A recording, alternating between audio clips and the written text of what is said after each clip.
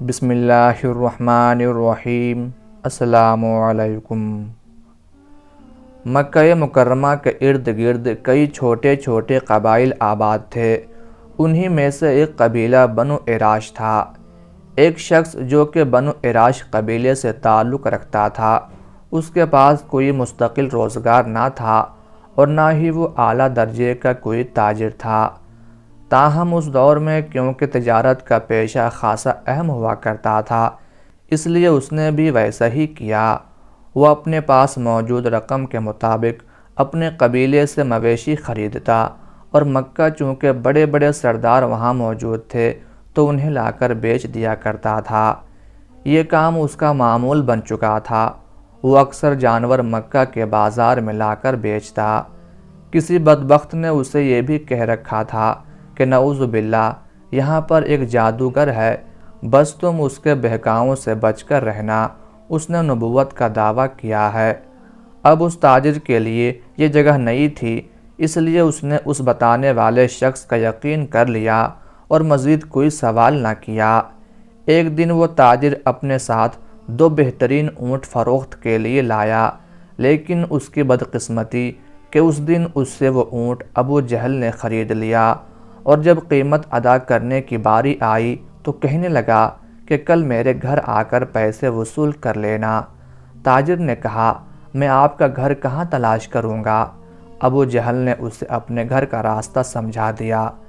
خیر وہ بیچارہ مرتا کیا نہ کرتا، ابو جہل کی ظالمانہ سرداری کا کچھ علم تو تھا ہی، اس لیے اس نے زیادہ زور نہیں دیا اور اگلے روز قیمت لینے پر راضی ہو گیا۔ مکہ میں اس تاجر کا کوئی نہ تھا، نہ کوئی گھر نہ ٹھکانہ۔ رات اس نے گلیوں میں گزار دی۔ اگلی صبح وہ ابو جہل کے گھر پہنچا، دروازے پر دستک دی۔ ابو جہل باہر آیا۔ اسے دیکھ کر اس شخص نے اپنی قیمت کا تقاضا کیا تو ابو جہل کہنے لگا، ابھی میرے پاس پیسے نہیں ہیں، تم کل آ جانا۔ وہ تاجر بہت مایوس ہو کر آ گیا۔ اگلے روز بھی ایسا ہی ہوا۔ خیر 3 دنوں تک ابو جہل کے دروازے پر جاتا رہا، لیکن ابو جہل نے اس کی قیمت ادا نہیں کی۔ اسی طرح 3 دن گزر گئے۔ چوتھے روز وہ ابو جہل کے دروازے پر گیا اور بات کو ذرا زور دے کر کہا، جناب میں 3 دن سے بھوکا ہوں اور گلیوں میں رات بسر کر رہا ہوں، میں یہاں پر بیگانہ ہوں، میرا یہاں اپنا کوئی نہیں ہے، میرے پاس واپسی کا ذریعہ بھی نہیں ہے، مہربانی فرمائیے اور میرے جانوروں کی قیمت دے دیں۔ ابو جہل جو تھا ہی بے ایمان، دل کی بات زبان پر لے آیا، کہنے لگا، چل دفع ہو جا یہاں سے، میں تمہیں تمہارے پیسے نہیں دوں گا، جس سے ملے لے لینا۔ وہ تاجر تو جیسے حواس باختہ ہو گیا۔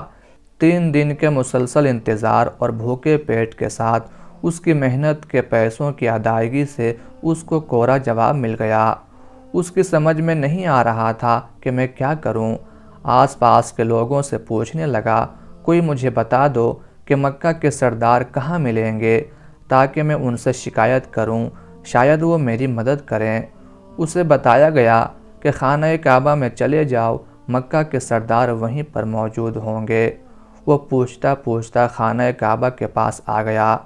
وہ تاجر کہتا ہے کہ میں حرم شریف میں داخل ہوا تو دیکھا کہ ایک ٹولی میں ابو سفیان، عتبہ، شیبہ اور دیگر سردار بیٹھے ہیں۔ میں ان کے پاس گیا اور کہنے لگا، مجھے آپ لوگوں کی مدد کی ضرورت ہے، میں پردیسی ہوں، یہاں جانور فروخت کرنے آیا تھا، لیکن ایک شخص نے مجھ سے جانور تو لے لیے مگر اب میرے پیسے نہیں دیتا۔ عتبہ نے گرجدار آواز میں کہا، کون ہے جو تمہارے پیسے نہیں دیتا؟ مجھے بتاؤ، میں اسے دیکھتا ہوں۔ تاجر کہتا ہے کہ میں نے کہا کہ اس کا نام ابو جہل ہے۔ وہ سب خاموش ہو گئے، ان کی گردنیں جھک گئیں اور کہنے لگے کہ تم بہت برے آدمی کے ہاں پہنچ گئے ہو، ہم کچھ بھی نہیں کر سکتے کیونکہ وہ ہم سے بھی زیادہ طاقتور سردار ہے۔ یہ سن کر میرے پیروں تلے سے زمین نکل گئی، میں کانپنے لگا کہ اب میں کیا کروں، میرے پاس تو اب کچھ بھی نہیں۔ اب وہ تاجر کہتا ہے کہ عتبہ نے مذاق کیا اور کہا کہ وہ جو کعبہ کے ساتھ ٹیک لگائے بیٹھا ہے اس کے پاس جاؤ، وہ تیرا مسئلہ حل کروا سکتا ہے۔ لیکن یہ کہتے ہی وہ سب سرداران ہنسنے لگے۔ تاجر کہتا ہے کہ میں حیران ہوا کہ مجھے ان کے پاس جانے کو بھی کہتے ہیں اور میرا مذاق بھی اڑاتے ہیں، میں کروں تو کیا کروں؟ لیکن ڈوبتے کو تنکے کا سہارا۔ اب وہ تاجر حضور نبی رحمت صلی اللہ علیہ وآلہ وسلم کی جانب چل پڑا۔ وہ آپ صلی اللہ علیہ وآلہ وسلم کو نہیں پہچانتا تھا، لہٰذا اس نے آپ صلی اللہ علیہ وآلہ وسلم کو وظائف پڑھتے دیکھا تو ایک طرف بیٹھ گیا، یہ سوچ کر کہ جب آپ فارغ ہوں گے تو وہ عرض کرے گا۔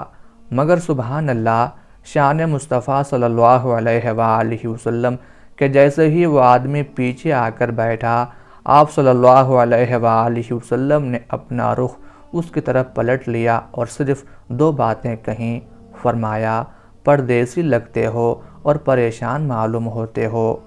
وہ تاجر کہتا ہے کہ مجھے ایسا لگا کہ جیسے مجھے میری بچھڑی ماں مل گئی ہو۔ ان کی شفقت اور پیار دیکھ کر میری آنکھوں سے آنسو کی لڑیاں بہہ نکلی۔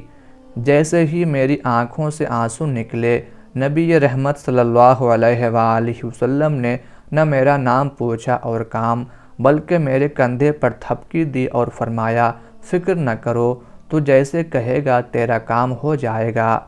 حضور صلی اللہ علیہ وآلہ وسلم نے میرا بازو تھاما اور مجھے گھر لے آئے، ایک ٹوٹی چٹائی پر مجھے بٹھا دیا اور میرے لیے اپنے مبارک ہاتھوں سے ایک پیالے میں کھجور اور دودھ پیش کیا۔ میں 3 دن کا بھوکا تھا، میں نے پیٹ بھر کر کھانا کھایا۔ جب کھا چکا تو مجھ سے فرمانے لگے اب مجھے بتاؤ تمہارا مسئلہ کیا ہے؟ میں نے سارا ماجرا بیان کر ڈالا۔ وہ فرمانے لگے فکر مت کرو، وہ خود تمہارے پیسے دے گا۔ مجھے اپنے ہمراہ لے آئے اور ابو جہل کے دروازے پر پہنچے، دستک دی، دروازہ کھلا، سامنے ابو جہل تھا۔ اسی لمحے میں نے حضور صلی اللہ علیہ وآلہ وسلم کی جھکی ہوئی نظروں کو اٹھتے ہوئے دیکھا۔ ابو جہل سامنے کھڑا تھا اور حضور صلی اللہ علیہ وآلہ وسلم نے بس ایک جملہ ادا کیا، مگر اس جملے میں کیا طاقت تھی کہ ابو جہل لرز گیا۔ حضور صلی اللہ علیہ وآلہ وسلم نے فرمایا ابو جہل تیرا کیا خیال ہے کہ پیسے دبانے والے اور لوگوں کو ستانے والے بڑے سردار ہوتے ہیں؟ غریبوں کا خون چوس کر سردار بنے گا، لا جلدی اس کے پیسے لوٹاؤ۔ ابو جہل کی ٹانگیں کانپنے لگیں اور کہنے لگا جی میں ابھی اس کے پیسے دیتا ہوں۔ اس کے اونٹوں کی قیمت ابو جہل نے ادا کی اور یہ واقعہ اس تاجر کی حضور صلی اللہ علیہ وآلہ وسلم سے ملاقات کا سبب بنا، جس کو کہ حضور صلی اللہ علیہ وآلہ وسلم کے بارے میں غلط بیانی کر کے بدظن کر دیا گیا تھا۔ تاجر کو اس کے پیسے مل گئے۔ جب وہ جانے لگا تو اس نے پوچھا اے مہربان انسان، آپ کون ہیں اور آپ کا نام کیا ہے؟ نبی رحمت صلی اللہ علیہ وآلہ وسلم نے فرمایا چھوڑیے جناب، آپ کا کام ہو گیا، آپ جائیے۔